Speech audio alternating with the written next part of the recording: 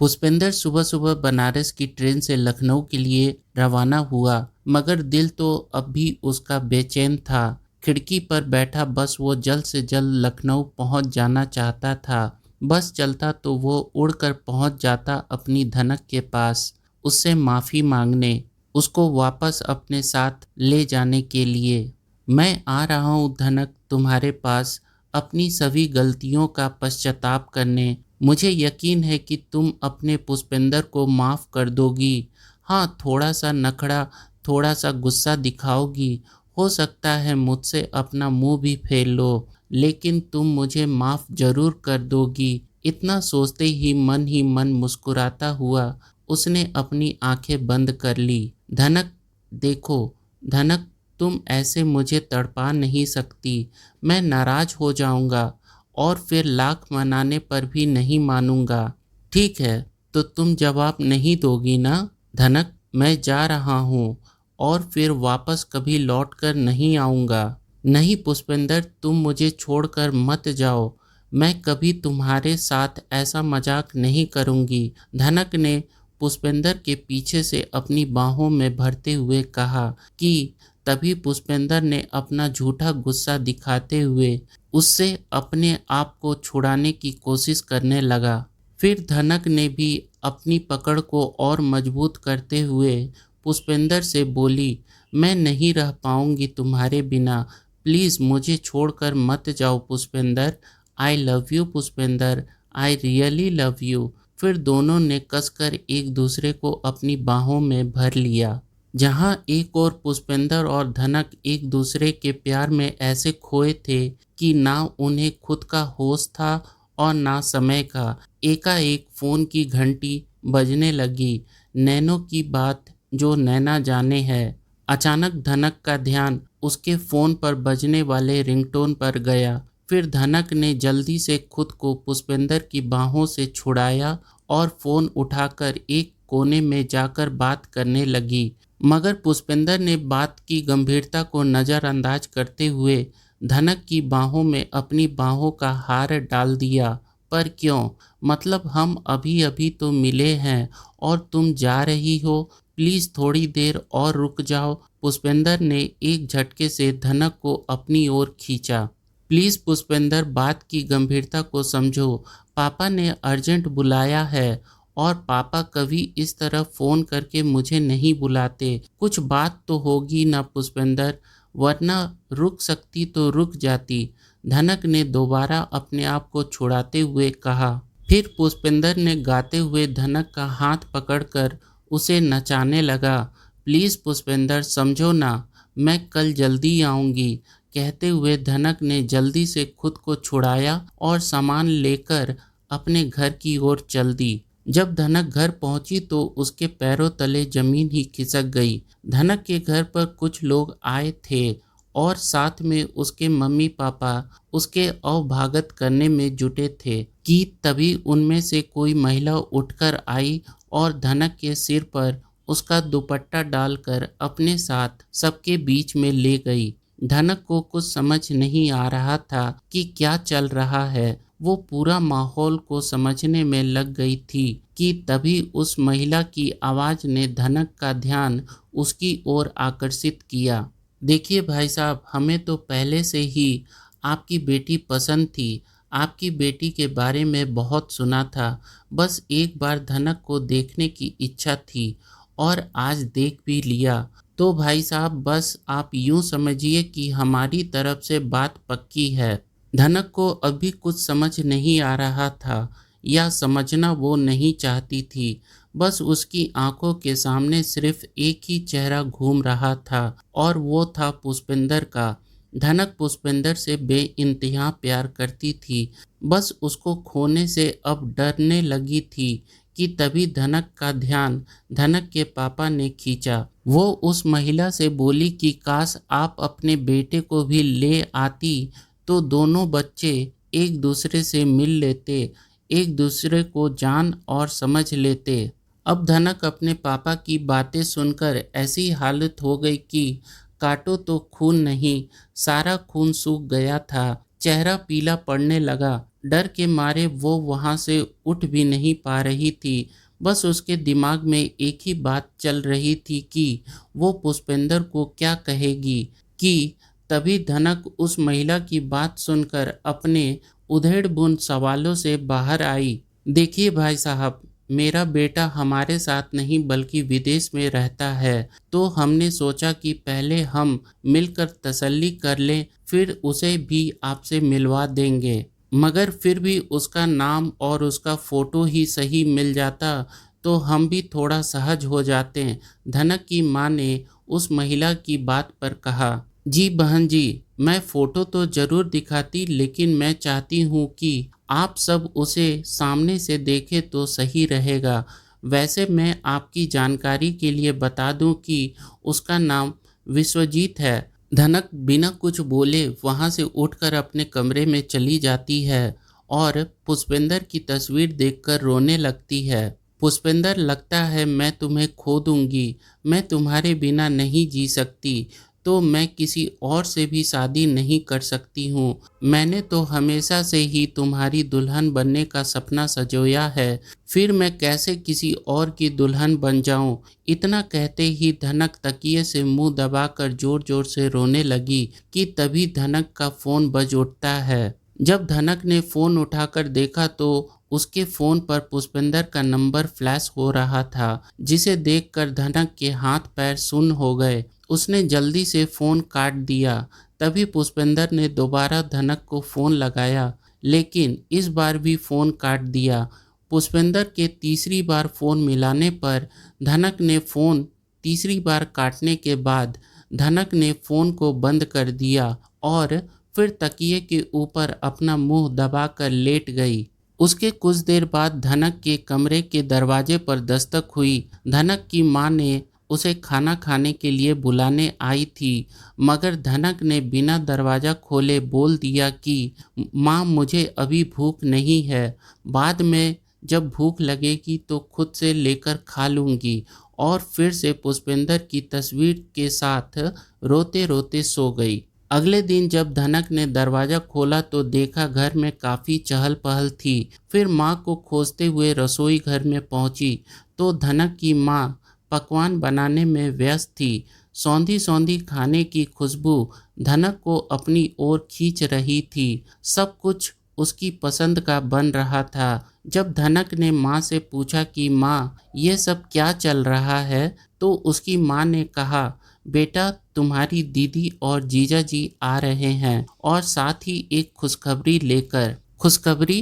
कैसी खुशखबरी माँ? धनक ने चौंकते हुए पूछा, क्योंकि उसे डर था कि कहीं उसका रिश्ता तो नहीं पक्का हो गया, क्योंकि ये रिश्ता तो उसकी दीदी और जीजा जी के जान पहचान वालों ने उन लड़कों वालों को बताया था। धनक की माँ ने कहा, बहुत ही बड़ी खुशखबरी है और ऐसी खुशखबरी अगर तुम सुनोगी तो तुम भी नाचने लगोगी। अब तो धनक को पक्का विश्वास हो गया कि बात तो उससे ही जुड़ी है, और या फिर हो सकता है कि सच में कहीं उसकी शादी की बात। धनक अपने विचारों की मझधार में उलझी फंसी पड़ी थी कि तभी उसकी माँ ने धनक के मुंह में मिठाई का एक टुकड़ा खिलाते हुए कहा, बधाई हो गुड़िया रानी, तू मासी बनने वाली है। जिसे सुनकर धनक एकदम से चौंक उठी। उसे अपने कानों पर यकीन नहीं हो रहा था कि अभी अभी माँ ने जो कहा उसने सही सुना है। तो धनक ने अपनी माँ से फिर से एक बार पूछा, एक बार जरा फिर से कहना माँ, क्या कहा अभी आपने? धनक, तू मासी और मैं नानी बनने वाली हूँ। धनक की माँ ने उसे सीने से लगाते हुए कहा, माँ, मतलब गीतू दीदी माँ बनने वाली है और मैं मासी? अरे वाह, मतलब मेरा प्रमोशन हो गया। धनक ने नाचते हुए कहा। देखा, मैंने कहा था ना, तू जब यह खबर सुनेगी तो खुशी से नाचने लगेगी।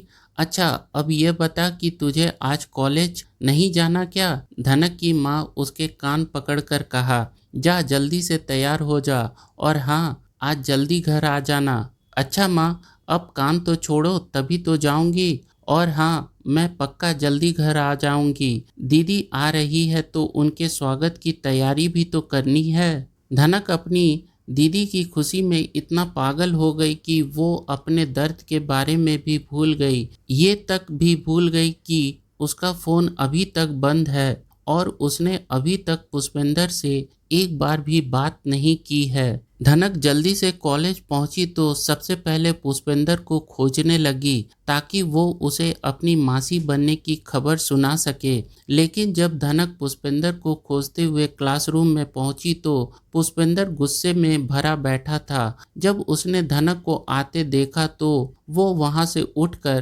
क्लासरूम से बाहर चला गया। पुष्पेंद्र का ऐसा बर्ताव धनक को खल सा गया और उसे कल की सारी बातें याद दिला गई, जिसके कारण उसकी सारी खुशी चकनाचूर हो गई। फिर तुरंत ही भागकर पुष्पेंद्र के पास जा पहुंची, जहां वे दोनों अक्सर छुप छुप कर मिलते थे। धनक ने दौड़कर पुष्पेंद्र को पीछे से पकड़कर उसे अपनी बाहों में भर लिया, लेकिन पुष्पेंद्र अब भी गुस्से से भरा हुआ था, जो निकलने को आतुर था। उसने झटके से खुद को छुड़ाया और दूर जाकर खड़ा हुआ। धनक ने अपने कान पकड़े और मासूम सा चेहरा बनाकर उसके सामने खड़ी हो गई, मगर पुष्पेंद्र अब भी गुस्से की आग में जल रहा था। उसने धनक को बिना देखे ही दूसरी तरफ अपना चेहरा कर लिया। धनक ने फिर बोलना शुरू किया, पुष्पेंद्र पहले तो कल के लिए सॉरी, मैंने तुम्हारा फ़ोन नहीं उठाया, बार बार काटती रही, लेकिन तुम ये भी तो सोचो कि कोई बात तो होगी ना, तभी तो ऐसा किया। क्या बात है, बोलो, ऐसी क्या बात हो गई कि तुमने मेरा फ़ोन भी उठाना ज़रूरी नहीं समझा और तो और फ़ोन काटकर फ़ोन को बंद कर दिया, क्यों बोलो। पुष्पेंद्र ने उस पर चिल्लाते हुए अपना गुस्सा निकाल दिया। पुष्पेंद्र, मेरे यहाँ से जाने के बाद जब मैं घर पहुँची तो मेरे घर पर कुछ लोग आए थे और घर पर हुई सारी बात उसने रोते हुए पुष्पेंद्र को सुना दी। एक पल के पुष्पेंद्र सब सुनकर सन्न रह गया और दूसरे ही पल थोड़ा संभलने के बाद उसे बिना कुछ कहे वहां से चला गया। धनक ने घर आने के बाद पुष्पेंद्र को बहुत बार फोन लगाया, मगर पुष्पेंद्र ने हर बार फोन काट दिया और ये पुष्पेंद्र और धनक की कॉलेज में आखिरी मुलाकात थी। फिर ट्रेन का हॉर्न से पुष्पेंद्र की आंख खुल गई। ट्रेन लखनऊ स्टेशन पर खड़ी थी। पुष्पेंद्र बहुत खुश था। बस उसने बैग उठाते हुए इतना ही कहा, धनक मैं आ रहा हूँ तुम्हारे पास, और बैग लेकर ट्रेन से नीचे उतर गया। पुष्पेंद्र ट्रेन से नीचे उतरकर धनक के घर जाने के लिए रेलवे स्टेशन के बाहर खड़ी एक ऑटो में धनक के घर का पता बताकर बैठ गया। पुष्पेंद्र बड़ा ही बेसब्र हो रहा था धनक से मिलने के लिए, उसे अपनी बाहों में भरने के लिए, इसलिए वो बार बार ऑटो वाले को तेज चलाने को कहता है। सुनो, जरा तेजी से चलाओ ऑटो, मुझे कहीं पर जल्दी पहुंचना है, किसी से मिलना है, जरा तेज चलाओ ऑटो, चाहो तो उसके लिए थोड़ा ज्यादा पैसे ले लेना। ऑटो वाले ने भी पुष्पेंद्र की बेताबी भांप कर उस पर तंज कसा। क्यों भाई, ऐसी भी क्या बेताबी कि आपसे इंतजार भी नहीं हो रहा है? कोनो गर्लफ्रेंड का चक्कर है क्या तुमसे? मतलब तुम अपना काम करो, समझे, और बस तेजी से ऑटो चलाओ। कुछ ही देर में पुष्पेंद्र धनक के घर के बाहर पहुंच गया था और पुष्पेंद्र ऑटो में बैठे बैठे अपनी कल्पनाओं में लगा हुआ था। मैं धनक के घर पे पहुंचते ही तुम्हें कसकर अपने गले से लगा लूंगा, तुम्हें इतना प्यार दूंगा कि तुम सब कुछ भूलकर मुझे माफ कर दोगी। पुष्पेंद्र अपने ही ख्यालों में ऐसे गुम था कि उसे ऑटो वाले की आवाज़ भी उस तक नहीं पहुंच रही थी। तभी ऑटो वाले ने जोर से झकझोरा तो वो अपने ख्यालों से बाहर आया। पुष्पेंद्र धनक के घर के बाहर खड़ा था और वो वहाँ की हवाओं में अपनी धनक की मौजूदगी को महसूस कर रहा था और कल्पना कर रहा था कि जब वो उसके सामने होगा तो वो कैसे रिएक्ट करेगा। झट से उसे अपनी बाहों में भर लूँगा या फिर उसके सामने घुटने के बल बैठकर अपने कान पकड़ लूँगा। लेकिन अगर तुम न हुई तो, या फिर तुमने नहीं, तुम्हारे मम्मी पापा में से किसी ने खोला तो क्या कहूँगा मैं उनसे? कैसे फेस करूँगा उनको? कितना गुस्सा होंगे वो मुझसे? मैंने क्या कुछ नहीं किया था तुम्हारे साथ? कितना परेशान किया था तुमको, कितना जलील किया था तुम्हें, क्या कुछ नहीं कहा? तुम्हें चरित्रहीन की पदवी तक दे डाली। उस वक्त मुझे ऐसा लगा जैसे मैं तुमको जानता ही नहीं, और फिर अपने घर वालों के बहकावे में आकर तुम्हें जलील करते हुए अपने घर से निकाल दिया। ये भी नहीं सोचा कि तुम मेरे बच्चों की माँ बनने वाली हो। फिर भी तुम पर दया नहीं आई मुझको। कितना मतलबी कैसे हो गया था मैं, और आज उसी गलती की माफ़ी मांगने के लिए तुम्हारे घर के दरवाजे पर खड़ा हूँ, तुम्हें और अपनी बच्ची को अपने साथ ले जाने के लिए। मुझे आज भी याद है वो कॉलेज का दिन जब तुमने मुझे ये बताया कि तुम्हारी शादी पक्की हो गई है, और फिर मैं वहाँ से बिना कुछ बोले चला आया। तुम्हारी पूरी बात भी नहीं सुनी थी। बहुत गुस्से में था, तुम पर नहीं अपने आप पर, क्योंकि जब तुम मुझसे कहती कि चलो मैं तुम्हें अपने घर पर सबसे मिलवाती हूँ और अपने रिश्ते के बारे में बता दूंगी, लेकिन हर बार मना करता रहा कि अभी नहीं, बाद में, क्योंकि डरता था कि कहीं तुम्हारे मम्मी पापा हमारे रिश्ते की सच्चाई जानकर मना ना कर दें। इसलिए टालता रहा कि जब मैं अपने पैरों पर खड़ा हो जाऊंगा तब खुद आकर तुम्हारे पापा से तुम्हारा हाथ मांगूंगा, और अगर मना कर देंगे तो भगा कर ले जाऊंगा तुम्हें अपनी दुल्हन बनाने। लेकिन जब तुमने मुझे बताया कि कल तुम्हारा रिश्ता पक्का हो गया है तो मैं बहुत डर गया था कि कहीं तुम्हें खो ना दूं। लेकिन जब तुम मुझे बार बार फ़ोन मिला रही थी तो मैं ये सोचकर काटता रहा कि क्या कहूँगा मैं तुमसे, क्या बात करूँ।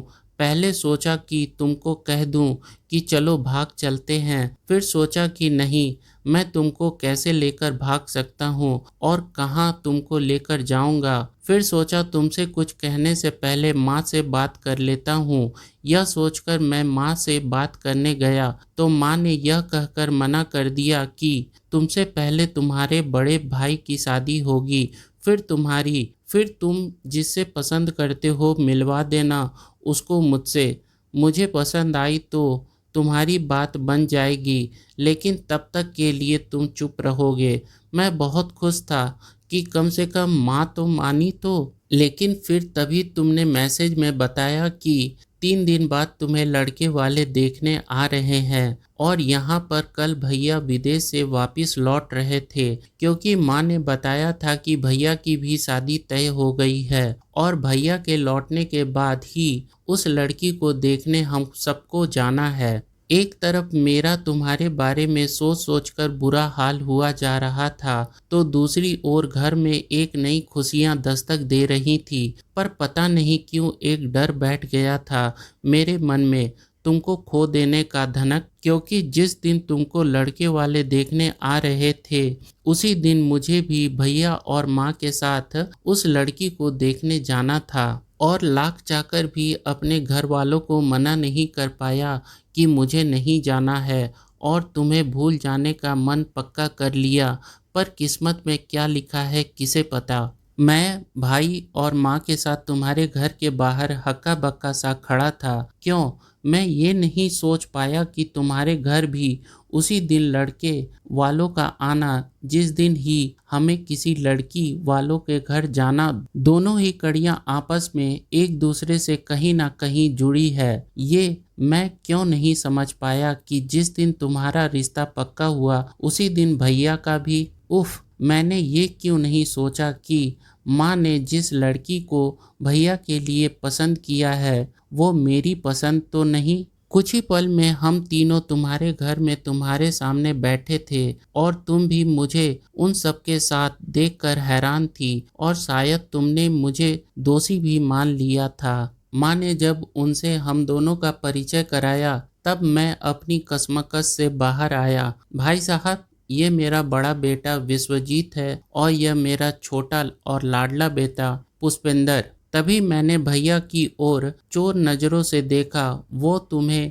चोर निगाहों से देख रहे थे, और उनकी नजरें भी साफ साफ कह रही थी कि वो भी तुम्हें मन ही मन पसंद करने लगे हैं। और तुम भी मुझे शिकायती नजरों से देख रही थी, जैसे अभी अपना सारा गुस्सा निकाल दोगी। और मैं भी यही चाहता था कि तुम सारा गुस्सा निकाल दो। मगर तुम भी चुप रही और मैं भी, और हम दोनों ही एक दूसरे को देखकर भी अनदेखा कर रहे थे। धनक, तुम उस दिन गजब की खूबसूरत लग रही थी। ऐसा लग रहा था मानो अप्सरा जमीन पर उतर आई हो। तुमने भी मेरी पसंदीदा रंग की साड़ी पहनी थी, मगर मैं भी क्या करता, तुमको देखकर भी तुम्हारी खूबसूरती की तारीफ नहीं कर सकता था।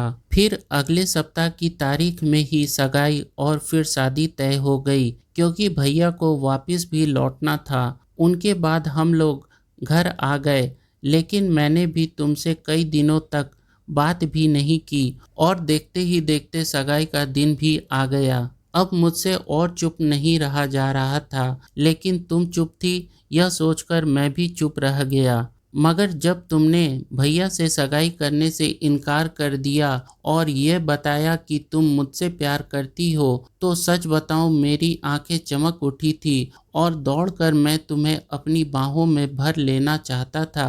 मगर हमारे रिश्ते का सच जानकर उन सब की खुशियां गुस्से में बदल गई और मैं भी मजबूर होकर घर वापस आ गया। लेकिन हम दोनों ही जानते थे कि हम दोनों एक दूसरे से कितना प्यार करते हैं, इसलिए हमने भागकर मंदिर में शादी कर ली। फिर मैं तुम्हें अपने साथ घर ले आया, लेकिन माँ और भाई ने तुम्हें अपना ना सके। रोज तुम पर इल्जाम लगाते जाते कि तुम मेरे बड़े भैया में इंटरेस्टेड हो। पहले तो मैं भी यकीन नहीं करता, मगर फिर जो इन्होंने मुझे अपनी नज़रों से दिखाया, तो मैं भी उनकी नज़रों से तुम्हें परखने लगा, और जैसे तैसे और जैसा जैसा दिखाते गए मैं देखता चला गया। तुम्हारी एक नहीं सुनी, तुम्हारा पक्ष सुनने की कोशिश भी नहीं की। बहुत समझाया तुमने, मगर मैं अपने परिवार के बहकावे में आ चुका था, इसलिए तुम्हारा पक्ष नहीं सुन सका और तुम्हें जलील करने लगा। एक दिन तो तुम पर हाथ भी उठा दिया था, मगर फिर भी तुम सब सहती रही हमारे प्यार के लिए। धनक, उस समय तुम्हारा कोई कसूर नहीं था, बल्कि असली कसूरवार तो मैं था, जिसने अपनी ही धनक पर विश्वास नहीं किया, अपनी धनक पर इल्जाम लगाया कि तुम चरित्रहीन हो, और उस धनक को कहा मैंने जिससे मैं बेइंतहा प्यार करता हूँ। मगर जो हुआ सो हुआ। मैं तुम्हें मनाकर एक नए सिरे से एक नई जिंदगी की शुरुआत करूंगा। हम फिर से अपना एक नया बसेरा बसाएंगे। मैं फिर से तुम्हारा दिल जीत कर अपने प्रति विश्वास तुम्हारे दिल में जगाऊंगा। ये मेरा वादा है तुमसे। और देखो, मैं आज तुम्हारे घर के बाहर खड़ा हूँ। फिर पुष्पेंद्र ने अपनी आंखों से बहते आंसू को पोंछे और चल पड़ा अपनी धनक को मनाने। पुष्पेंद्र धनक के दरवाजे की घंटी बजाने ही वाला था कि तभी धनक ने दरवाजा खोल दिया। एक पल के लिए दोनों ही बस खामोश रहे, जैसे दोनों की आंखें बोल रही हो, आपस में बातें कर रही हो, एक दूसरे से मिलने के लिए तड़प रही हो, जैसे कह रही हो, हाँ पुष्पेंद्र, अच्छा हुआ तुम आ गए। मैं कब से तुम्हारी प्रतीक्षा कर रही थी। रोज मैं इसी वक्त ऐसे ही दरवाजा खोलकर तुम्हारा इंतजार करती थी कि तुम आओगे अपनी धनक के पास, तुम आओगे अपनी धनक को मनाने, आज आओगे मुझे अपने साथ ले जाने, हमेशा हमेशा के लिए। कितनी बार सोचा मैंने कि तुमको कॉल करूं और सब बता दूं, लेकिन फिर सोचा तुम आज भी मेरी बात पर विश्वास नहीं करोगे, जैसे उस वक्त नहीं किया था। कितनी बार सोचा कि भागकर तुम्हारे पास आ जाऊं, तुम्हें अपने गले से लगा लूं, लेकिन फिर से तुम्हारा चेहरा याद आ जाता कि कैसे तुमने मेरा अपमान करके, मेरी पवित्रता का अपमान करके मेरे प्रेम को गाली दी थी। मेरा पक्ष तो तुमने एक बार भी नहीं सुना, एक बार भी तुमने मेरा सच जानने की कोशिश भी नहीं की और निर्णय ले लिया। तुम्हें तो बस अपनी माँ और भाई पर यकीन था, मुझ पर नहीं। तो फिर आज क्यों आए हो यहाँ पर? नहीं धनक, ऐसा मत कहो। मैं तुमसे बहुत प्यार करता हूँ। मैं उस समय कुछ नहीं समझ पा रहा था कि क्या सच है और क्या झूठ। मैं बस वही देख रहा था जो मुझे दिखाया जा रहा था, और तुम वही सुन रहे थे जो तुम सुनना चाह रहे थे, है ना पुष्पेंद्र? नहीं धनक, ऐसा कुछ भी नहीं था, सब झूठ था। तुम्हारा प्यार, तुम्हारा मुझ पर विश्वास, सब झूठ था। लेकिन मैंने तुमसे सच्चा प्यार किया था। मैं तो तुम्हारे बच्चे की माँ बनने वाली थी। तुमने तो उस अजन्मे बच्चे के बारे में भी नहीं सोचा। तुमने तो उसको भी नहीं धनक, मैंने ऐसा कभी नहीं सोचा कि वो मेरा अंश नहीं है। मुझे इस पर पूरा यकीन था कि वो मेरा और तुम्हारा ही है। मगर क्या पुष्पेंद्र, बोलो। मगर तुमने मुझ पर इतना घटिया आरोप लगाया कि मैं टूट गई थी। मुझसे एक बार तो पूछ लिया होता। प्लीज धनक, मुझे माफ कर दो। मैं अब दोबारा तुम पर अविश्वास नहीं दिखाऊंगा। प्लीज धनक, मेरे साथ वापस चलो। मैं तुम्हें अपने साथ ले जाने आया हूँ। नहीं पुष्पेंद्र, अब और नहीं, प्लीज तुम वापस चले जाओ। और रही विश्वास अविश्वास की बात, क्योंकि जो एक बार अविश्वास दिखाता है वो बार बार अविश्वास दिखाता है, इसलिए प्लीज तुम यहाँ से आज चले जाओ। नहीं धनक, मैं यहाँ से जाने के लिए नहीं, तुम्हें अपने साथ ले जाने आया हूँ। पुष्प और धनक की केवल आंखें ही बात कर रही थी, मगर जुबान पर तो जैसे ताला पड़ा हुआ था। शब्द गले में ही अटके पड़े थे। बस दोनों एक दूसरे को आंसू भरी निगाहों से देख रहे थे कि तभी कौन है कहकर धनक की माँ ने पुकारा तो दोनों अपनी अवस्था में वापस लौट आए। धनक अपने आंसू पोंछकर बिना कोई जवाब दिए अंदर चली गई। तभी उसकी माँ ने जब पुष्पेंद्र को देखा तो उसके होश उड़ गए। वो वहीं जम गई। लेकिन जब धनक के पापा धनक की माँ का नाम पुकारते हुए पहुँचते हैं तो वो भी वहीं जम जाते हैं। फिर पुष्पेंद्र दोनों के सामने हाथ जोड़कर नमस्ते करता है तो धनक के पापा गुस्से में अपना आपा खो देते हैं। वो चिल्लाते हुए बोले, तुम अब यहाँ क्या लेने आए हो? अभी कुछ बचा है कहने को जो आज पूरा करने आए हो? तुम्हें पता भी है मेरी बेटी किस किस दौर से गुजरी है, हमने उसे कैसे संभाला है, वो हम ही जानते हैं। और आज थोड़ी बेहतर हुई तो तुम फिर आ गए उसे उसी हालत में पहुंचाने के लिए। पुष्पेंद्र उन दोनों के आगे घुटनों के बल बैठ गया और माफी मांगने लगा। अब माफी मांगकर क्या होगा? एक बार तो हम अपनी बेटी खोते खोते बचे हैं। अब फिर से अपनी बेटी तुम्हें देकर तुम चाहते हो कि पूरी तरह से अपनी बेटी से हाथ धो दे? धनक की माँ ने रोते हुए कहा, नहीं पापा, मैं अब कभी ऐसा नहीं होने दूंगा। अब कभी फिर से ऐसा नहीं होगा। पुष्पेंद्र उसके आगे गिड़गिड़ाने लगा। तुम्हें पता भी है उस घर से निकलने के बाद उसकी हालत क्या हो गई थी? जो बेटी हम सबको जिंदगी मुस्कुरा कर जीना सिखाती थी, उसी बेटी को अपनी खुद की जिंदगी से नफरत सी हो गई थी। उसे इतना भी होश नहीं था कि वो माँ बनने वाली है और तुम्हारे कारण वो अपने अजन्मे बच्चे के साथ खुदकुशी करने चली थी। वो तो हम दोनों उस दिन एक शादी से लौट रहे थे, तभी हमारी नजर एक लड़की पर पड़ी। उसके बिखरे हुए बाल, इतनी बिगड़ी हालत, ठीक से चला भी नहीं जा रहा था। वो रेल की पटरियों के बीचों बीच चल रही थी। तभी ट्रेन की आवाज सुनकर हम उसे रोकने के लिए पहुंचे तो देखे वो लड़की और कोई नहीं, हमारी बेटी धनक थी। वो बिल्कुल बेखबर थी, इतनी बेखबर कि उसे होश भी नहीं था कि उसके सामने उसके मम्मी पापा खड़े हैं। बार बार मुझसे छोड़ो छोड़ो की गुहार लगा रही थी। कह रही थी कि मुझे मर जाने दो, अब जीकर क्या करूंगी, मुझे मर जाने दो, छोड़ो मुझे। धनक की माँ इतना कहकर फूट फूट कर रोने लगी कि तभी धनक के पिता ने अपने हाथों को देखते हुए कहा, और जो बाप अपनी बेटी पर बचपन से हाथ तक नहीं उठाया था, तुम्हारी वजह से उसे होश में लाने के लिए अपने ही हाथों से उसे मारना पड़ा। पुष्पेंद्र की आंखों से आंसू बह रहे थे अपनी धनक की ऐसी हालत के बारे में जानकर, जिसका जिम्मेवार वो खुद था। आज उसे खुद पर ही बहुत गुस्सा आ रहा था। वो बोला, पापा मुझे माफ कर दीजिए, मैं अपने परिवार के बहकावे में आ गया था। प्लीज पापा, क्या पुष्पेंद्र केवल वही तुम्हारा परिवार था? मेरी बेटी क्या तुम्हारे परिवार का हिस्सा नहीं थी? क्या वो तुम्हारे परिवार की नहीं थी? धनक के पापा ने गुस्से से भड़कते हुए कहा, तुम नहीं जानते क्या कुछ नहीं गुजरा है उस पर, कितना रोई है तुम्हारे लिए। हर दिन वो तुम्हारा इसी तरह दरवाजा खोलकर इंतजार करती थी, लेकिन तुमने तो एक बार भी उसके बारे में नहीं पूछा, एक बार भी उससे मिलने नहीं आए। क्यों पुष्पेंद्र, क्यों? आखिर कसूर क्या था उसका? यही कि वो तुमसे सच्चा प्यार करती थी।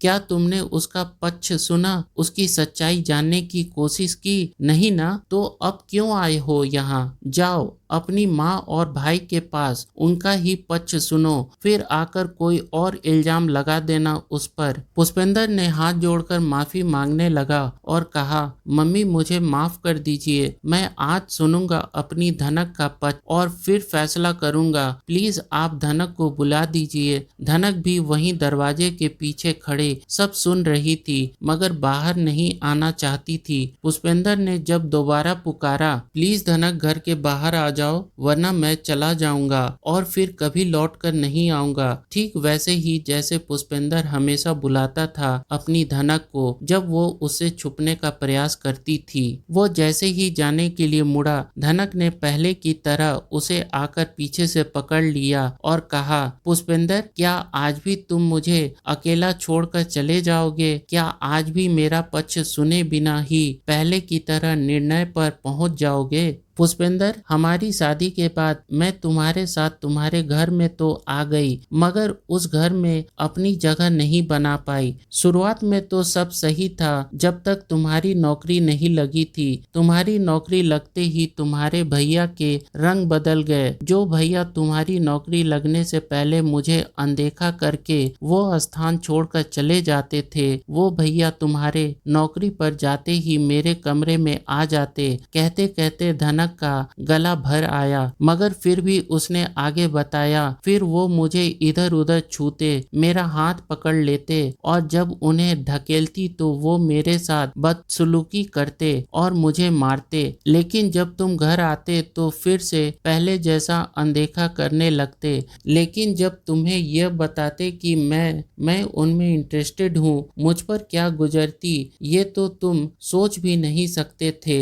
और पुष्पेंद्र, ये सब वो इसलिए करते क्योंकि तुमने उनसे सगाई तोड़ दी थी, जो उनके ईगो को हर्ट कर गया था, है ना? पुष्पेंद्र ने धनक की बातों को बीच में काटते हुए कहा। धनक ने हाँ में सिर हिलाया तो पुष्पेंद्र ने धनक को अपनी बाजुओं में समेट लिया। फिर धनक ने कहा, फिर एक दिन तुम्हारे भैया आकर मुझसे अपने प्यार का इजहार करने लगे और जब मैंने मना किया तो वे अपना आपा खो बैठे और मेरे साथ। फिर जब मैंने उन्हें धक्का मारा तो उनके सिर पर चोट और कुछ खरोंचे लगी और फिर उन्होंने वो मुझे दिखाया, यह कहकर कि तुमने उन पर छी हाउ डिस्कस्टिंग, और माँ ने भी उनका ही साथ दिया। खुद एक औरत होकर दूसरी औरत के साथ जो अन्याय हुआ वे सब चुपचाप घर में होने दिया, रोका ही नहीं उन्होंने। कैसे वे सब अपने घर में बर्दाश्त करती रहीं, मुझे तक नहीं बताया और अपने बड़े बेटे का पक्ष ही लेती रहीं, उनको ही बताती रहीं कैसी माँ है वो। उन्हें सिर्फ अपना बड़ा बेटा ही दिखा, किसी और की बेटी नहीं, एक स्त्री का अपमान नहीं। ये तो छोड़ो, उनका अपना छोटा बेटा यानी मैं, मेरी खुशियाँ, ये सब नहीं दिखा। अपने बड़े बेटे के मुंह में इतनी अंधी हो गई कि सही गलत की पहचान भूल गई। पुष्पेंद्र ने गुस्से से अपनी मुट्ठी बांधते हुए कहा, ये भूल गई कि तुम मेरे बच्चे की माँ बनने वाली हो। धनक और पुष्पेंद्र एक दूसरे की बाहों में फूट फूट कर रो रहे थे। सारा मन का मैल दोनों की आंखों से निकल रहा था कि तभी पुष्पेंद्र और धनक के आंसू पोंछ कर कहा, बस धनक, अब और नहीं रोगी, क्योंकि अब जिनकी गलती है उनके रोने की बारी है। अब उन्हें सजा मिलेगी जो सच में गुनहगार है और हम तीनों अपनी फिर से एक नई गृहस्थी बसाएंगे जिसमें अब गलतफहमियां की कोई जगह नहीं होगी। कोई होगा तो बस प्यार। और फिर तीनों चल पड़ते हैं एक नए सफर की ओर, एक नए सिरे से अपनी जिंदगी की शुरुआत करने। आशा करता हूँ आपको यह स्टोरी पसंद आई होगी। स्टोरी पसंद आए तो प्लीज़ चैनल को सब्सक्राइब, लाइक और शेयर ज़रूर करें। मिलते हैं अगले स्टोरी में, तब तक के लिए धन्यवाद।